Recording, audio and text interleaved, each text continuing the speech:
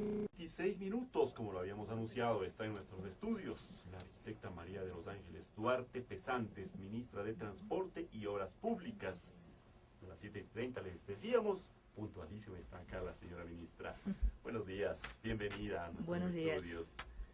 Cuéntenos de su labor. Podríamos comenzar analizando qué ha sido más difícil, ser ministra de Vivienda, de Inclusión Económica y Social o de Obras Públicas.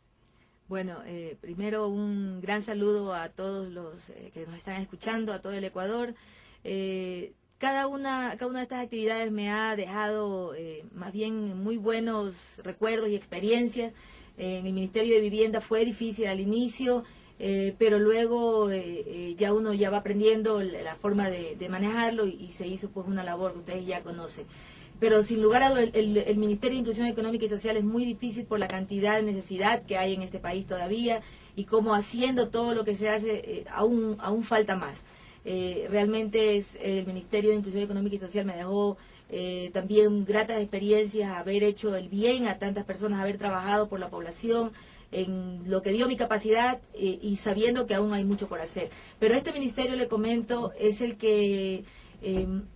el más complicado, sin lugar a dudas, porque son múltiples obras que se están haciendo simultáneamente en distintas provincias, con distintas situaciones en cada una de ellas, distintos climas, distintos contratistas, distintos tiempos, diseños, problemas que van surgiendo al paso, contratistas que a veces fallan, cómo reaccionar ante esto, la fiscalización, que es una institución, una empresa externa también, una empresa externa que debería trabajar junto con el ministerio, pero que a veces no lo hace, significa que hay que estarla controlando, hay que estarlos controlando, todo el sistema de planillaje, la cantidad de recursos que se mueven, cómo hay que cuidar los dineros del Estado para que se usen de la mejor manera. Y no solamente eso, el Ministerio de Transportes tiene dos viceministerios, los cuales yo tengo que supervisar. El uno es la infraestructura, lo que clásicamente conocemos, la construcción de las vías, que por último sería, digamos, la parte más sencilla. La parte más complicada realmente es el control y la regulación del transporte. Y también tener a cargo puertos y aeropuertos, con todo lo que eso implica. Una variedad de problemas tan grande, desde el control aviario en el aeropuerto de Guayaquil, le puedo decir, hasta rehabilitación de pistas en el oriente. Realmente es un trabajo que no para, comienza a 7 de la mañana y no tengo cuándo terminar. Es una labor muy amplia, a pesar de que tengo colaboradores, pero siempre hay algo pendiente, siempre hay temas que empujar, siempre hay reuniones a las que asistir.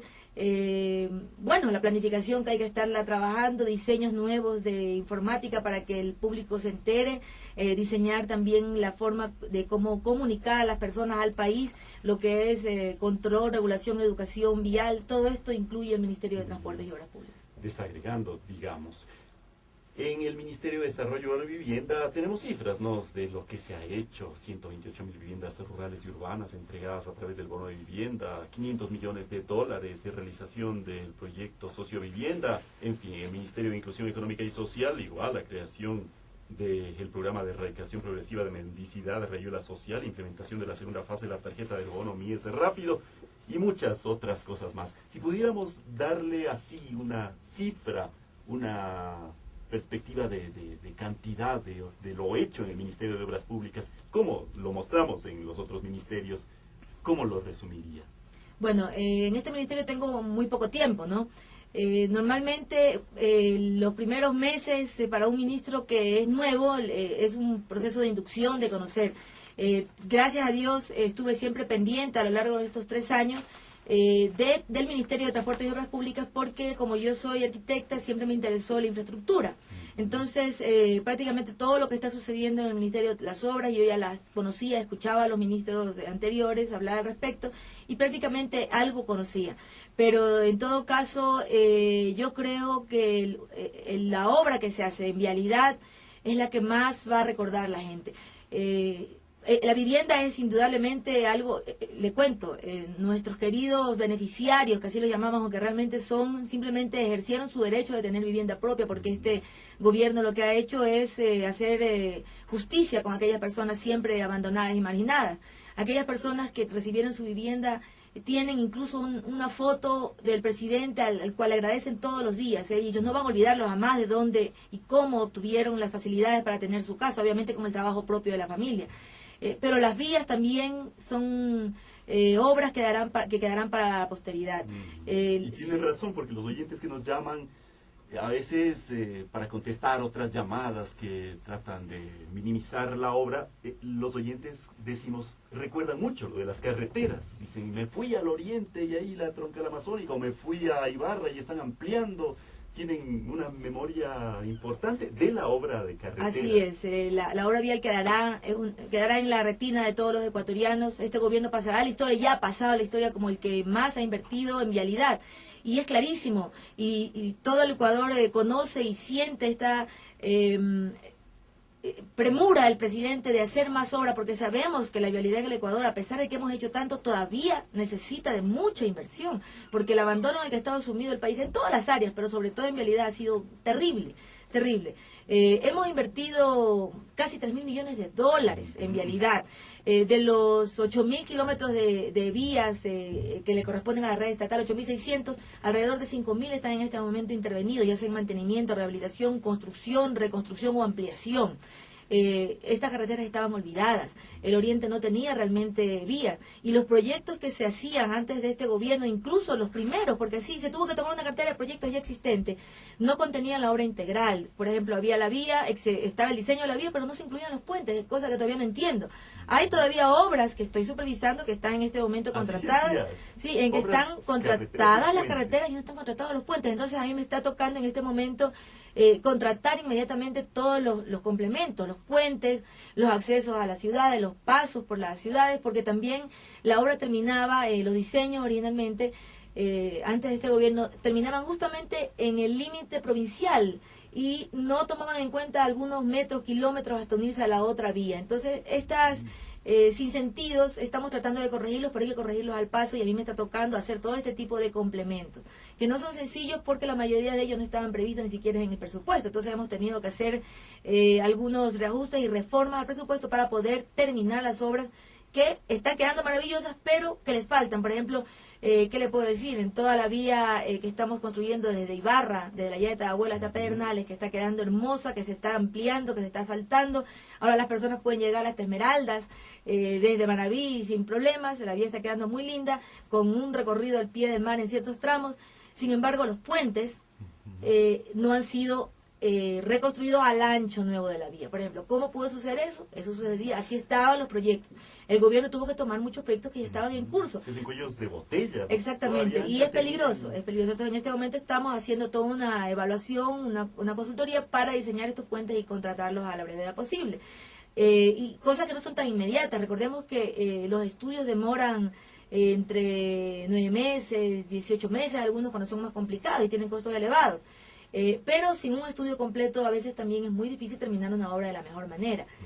También se han iniciado muchas obras sin haber contratado las obras de seguridad, es decir, ciertos taludes inestables, ciertas fallas geológicas que estaban consideradas en la vía, que existían en la vía y no fueron consideradas en el diseño.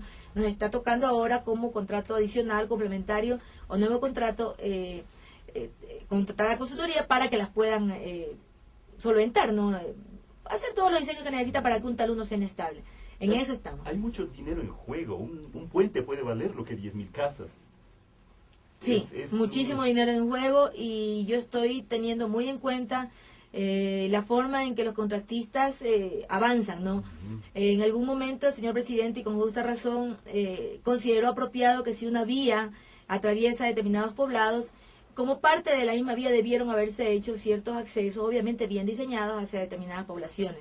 Sin embargo, muchos contratistas, y lo tengo que decir públicamente, se aprovecharon de esta situación y empezaron a construir los accesos sin una orden del ministerio. Y luego nos ponen contra la pared diciendo me tienes que pagar. Y sobre todo ya la población está ilusionada. Y parar una obra cuando la población está ilusionada es muy grave socialmente, porque comprendamos, la vía para una comunidad que ha estado incomunicada durante tantos años es casi como una puerta al cielo, porque pueden sacar sus productos, pueden salir rápidamente a conectarse con la vía principal para comunicarse con el resto del país para el caso de una enfermedad, llevar a sus hijos a la escuela, a los hospitales, lo que sea. Nuestro pueblo diría, qué pilas, o qué sapos, con los contratistas, estaban acostumbrados a eso. Están acostumbrados, me está tocando ponerles mano dura, ustedes van a saber de todo lo que estamos haciendo en este momento. Estamos muy agradecidos con la empresa privada que pone mucho de su parte, pero también tienen que tener sus límites porque el recurso del Estado es muy delicado y hay que usarlo con mucha seriedad. ¿En qué consiste esta mano dura? Pues, por ejemplo, si han empezado a hacer una obra sin la disposición expresa del ministerio, pues no habrá como cancelárselas. Lo sentimos mucho.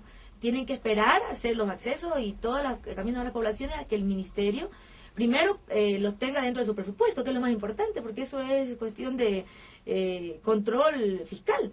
Y luego, pues, ver la manera en que se lo puede pagar. Muchas veces han hecho obras, y ayer justamente tuve una reunión hasta elevadas horas de la noche tratando de solventar situaciones en que los contratistas han hecho obras, sobrepasan incluso el monto del contrato, es decir, legalmente no hay cómo pagársela. Y luego nos ponen entre la espada y la pared, no sabemos cómo pagarle. Entonces, y busco, hay una orden, no, simplemente iniciativa propia. Creo que son empresas que pueden hacerlo, ¿no? Pero en todo caso, nosotros vamos a solucionar todo este tipo de situaciones porque tanto las comunidades que ya, con las cuales se ha creado algún tipo de compromiso por sus accesos que para ellos son vitales. Vitales son la diferencia entre la vida y la muerte muchas veces, entre subsistir y morir lentamente, tener un acceso decente hacia una vía principal. Nosotros lo vamos a hacer. Pero obviamente a los contratistas y a todos, sin excepción, se les tendrá que poner un freno porque así podremos hacer mejor uso de los recursos.